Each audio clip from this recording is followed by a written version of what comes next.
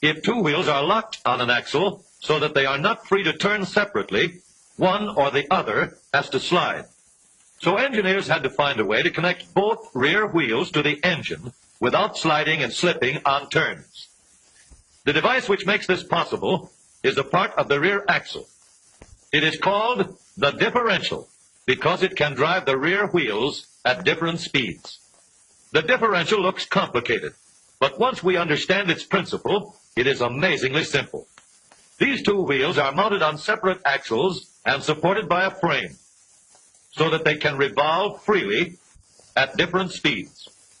Let's fasten a spoke on the inner end of each axle so that by turning the spokes, we can turn each wheel separately.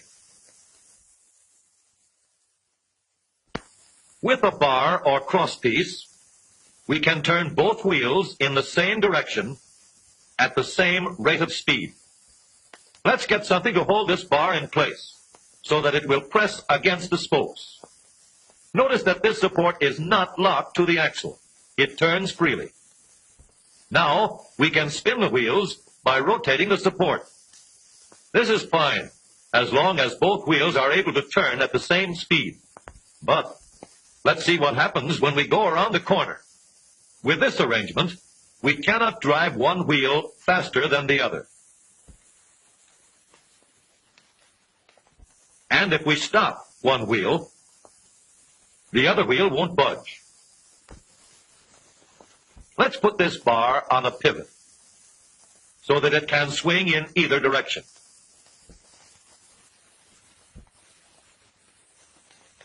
Now, the bar can still turn both wheels at the same speed. And because it pivots, it lets one wheel turn even when the other is stopped. But if turned too far, the bar will swing around until it won't drive the spokes that turn either wheel. We need another crossbar and more spokes to carry on the job. When we stop one wheel, the crossbars will continue to push the spokes of the free wheel around. As long as both wheels are free to turn, the bars do not swing on their pivot, and the wheels move at the same speed. Now we have the working principles of a differential. To adapt the model for use in an automobile, we will have to make a few changes. In order to reduce the jerky action caused by wide spaces between the spokes, we will put in more spokes. Further filling in the spaces between the spokes gives steadier, more continuous action, and changing the shape gives firm, constant contact. Now we can make the gears thicker and stronger, and we have differential gears. The edges are cut so that they will fit together more smoothly and silently, and another gear is added to share the work of driving the axles.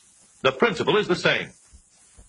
In order to turn the support and drive the wheels, we can fasten a large gear here, connected by a smaller gear to a source of power.